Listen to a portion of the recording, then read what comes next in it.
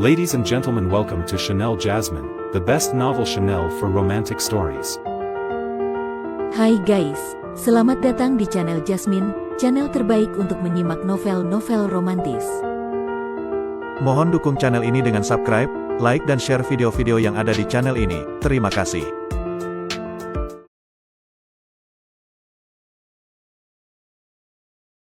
Kaisar Agung Seni Bela Diri Bab 1453.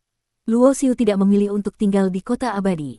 Ia terlebih dahulu membeli sejumlah besar obat abadi tingkat bumi di kota abadi ini. Setelah itu ia berjalan keluar dari kota dan tiba di sebuah pegunungan gersang dan hutan liar yang tidak berpenghuni. Ia memasang formasi sihir, mengukir pola formasi, dan membuka sebuah tempat yang cocok untuk mengasingkan diri. Luo Xiu mengeluarkan kristal itu, lalu dengan suara krak, ia meremukkannya dengan satu tangan. Seketika saat kristal itu hancur, aura yang membara menyembur keluar. Api keemasan mengamuk, membakar ruang hingga meleleh dan runtuh. Kekuatannya luar biasa mengerikan, bisa dengan mudah membakar mati seorang dewa bumi dan membuat seorang dewa langit harus menghindar. Api abadi spesies unik disebut sebagai api terkuat di antara tingkat yang sama, merupakan harta karun tertinggi bagi para kultivator bela diri elemen api. Namun, api abadi semacam ini pada akhirnya tingkatannya terlalu rendah. Luo Xiu dengan tenang duduk bersila di tempatnya tanpa bergerak. Api keemasan yang bergelombang menyelimutinya, tetapi tidak mampu melukainya sedikitpun.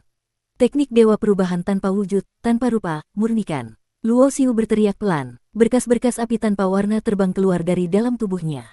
Api abadi dewa perubahan laksana serigala lapar yang melihat mangsanya, dengan ganas menerkam keluar, menelan api keemasan yang ada di mana-mana di sekitarnya. Proses pemurnian ini berlangsung selama 3 hari. Setelah 3 hari berlalu, api abadi dewa perubahan berhasil naik tingkat. Api yang tadinya tidak berwarna, saat diaktifkan akan memancarkan kilau keemasan yang samar. Api abadi tingkat bumi, obat abadi tingkat bumi, tungku pil tingkat senjata abadi menengah, semuanya telah siap. Tinggal meramu beberapa tungku dan menyempurnakan teknik meramu pil yang cocok untuk dirinya sendiri. Namun, tepat pada saat itu, sebuah firasat bahaya tiba-tiba muncul di dalam hatinya tanpa alasan. Perasaan bahaya menyelimuti hatinya. Ada apa ini? Apa aku sudah ketahuan? Luo Xiu yang berada di tempat pengasingannya tiba-tiba membuka matanya. Dengan tingkat kultivasinya saat ini, ia jarang sekali mengalami intuisi mendalam seperti ini. Begitu muncul, itu berarti ia benar-benar menghadapi masalah yang sangat berbahaya. Weng, indera spiritualnya seketika menyebar. Kekuatan jiwanya yang tak berwujud dan tak berbentuk, tanpa jejak, dengan cepat menyelimuti langit dan bumi sejauh puluhan juta mil di hutan pegunungan ini. Tiba-tiba, indera spiritual Luo Xiu merasakan beberapa aura tersembunyi. Dalam persepsinya, ia melihat seseorang, Dongfang Yunseng. Klan Roh Kudus. Wajah Luo Xiu berubah. Saat ini, ia sama sekali tidak punya waktu lagi untuk meneliti teknik meramu pil.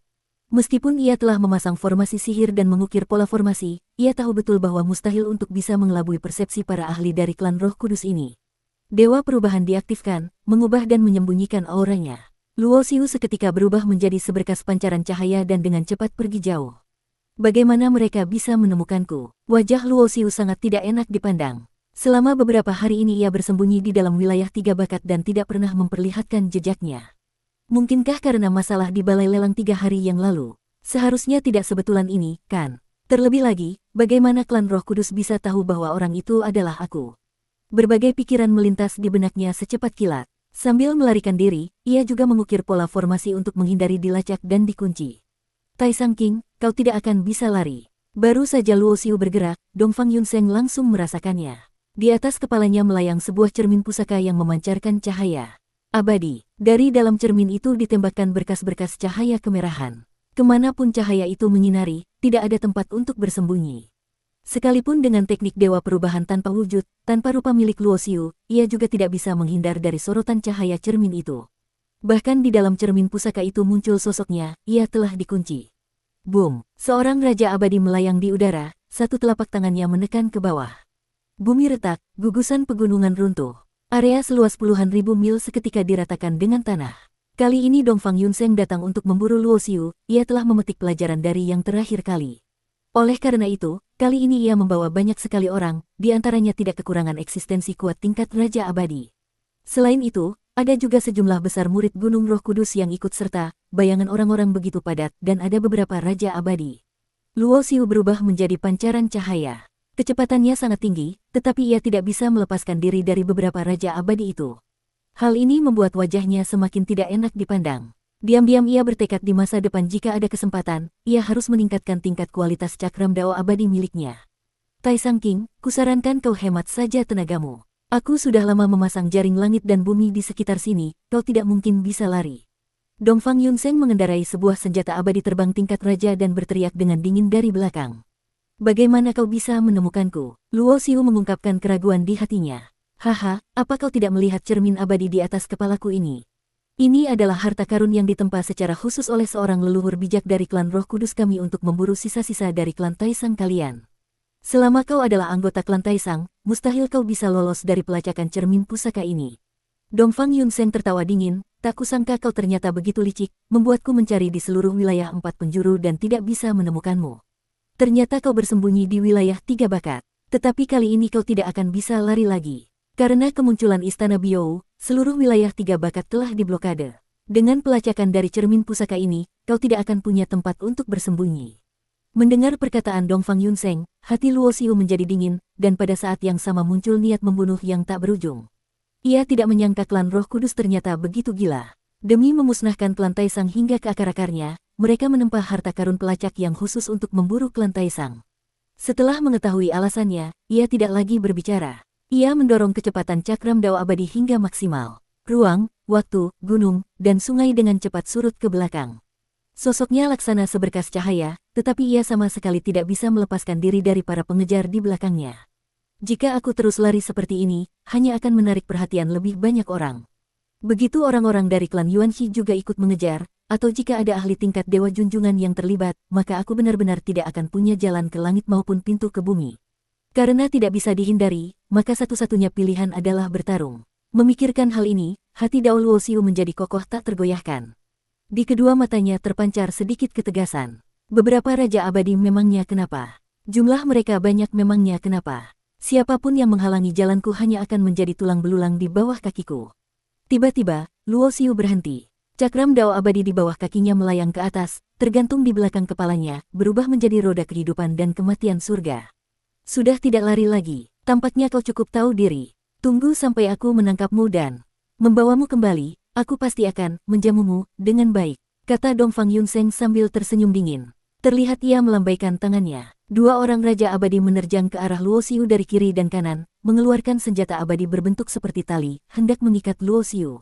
Traang, cahaya pedang berwarna merah darah melintas. Dua senjata abadi berbentuk tali itu seketika tertebas putus. Dan di tangan Luo Xiu, tergenggam sebilah pedang ganas yang seluruhnya seolah terbuat dari lelehan darah segar. Niat membunuh yang tak berujung menyebar. Sekalipun seorang raja abadi, mereka merasakan hawa dingin di dalam hati. Tampaknya kau mau melawan. Wajah Dongfang Yunseng menjadi muram, niat membunuhnya begitu tajam, tangkap dia untukku. Seiring dengan perintah dari Dongfang Yunseng, seketika puluhan hingga ratusan murid dari Gunung Roh Kudus mengerumun ke depan. Setiap dari mereka setidaknya memiliki tingkat kultivasi Dewa Langit. Sebagai putra suci roh abadi, Dongfang Yunseng memiliki daya panggil yang tak tertandingi di antara para murid biasa di Gunung Roh Kudus. Saat ini, demi berhasil mengepung dan membunuh Taisang King, ia secara khusus mengumpulkan banyak sekali orang, semua demi saat ini. Hanya sekelompok ayam tanah liat dan anjing tembikar.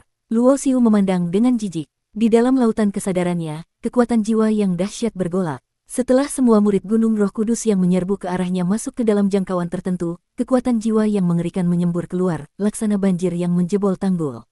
Peng, peng, peng. Seketika, ada belasan murid Gunung Roh Kudus yang pertahanan lautan kesadarannya tidak cukup kuat, kepalanya meledak hancur. Kekuatan jiwa Luo Xiu mengandung niat membunuh dari pedang pembasmi dewa. Bahkan para murid tanah suci di atas tingkat akhir Dewa Langit pun wajahnya menjadi pucat pasi, menahannya dengan sangat sulit. Seandainya Dongfang Yunseng tidak turun tangan, dan beberapa raja abadi itu tidak turun tangan, meskipun jumlah murid tanah suci ini banyak, tetapi bagi Luo Xiu, mereka tidak lebih dari sekadar mengantarkan nyawa. Segala metode menjadi kosong. Berpusat pada Luo Xiu, cahaya abadi yang tak berujung dan cemerlang mekar, berubah menjadi kekuatan domain, menyebar ke segala arah. Serangan dari berbagai jurus dan senjata abadi datang melimpah ruah. Tetapi sebelum sempat mendekati tubuh Luo Xiu, semuanya hancur dan musnah di udara, seolah-olah telah dilenyapkan oleh sebuah aturan yang kuat. Wujud Dharma langit dan bumi. Tiba-tiba, tubuh Luo Xiu bergetar. Seketika ia berubah menjadi tubuh setinggi sekitar 3 meter. Auranya meroket beberapa kali lipat. Ia mengangkat tangannya dan melayangkan satu pukulan, menghancurkan beberapa senjata abadi tingkat tinggi yang datang menyerang. Pada saat yang sama, ia mengangkat tangannya dan menekan dengan sebuah segel tangan besar. Beberapa murid tanah suci lagi tidak sanggup menahannya, tubuh mereka hancur menjadi kabut darah, tidak bersisa tulang belulang. Ini sama sekali bukan pengepungan, melainkan pembantaian. Pembantaian oleh satu orang, bersambung.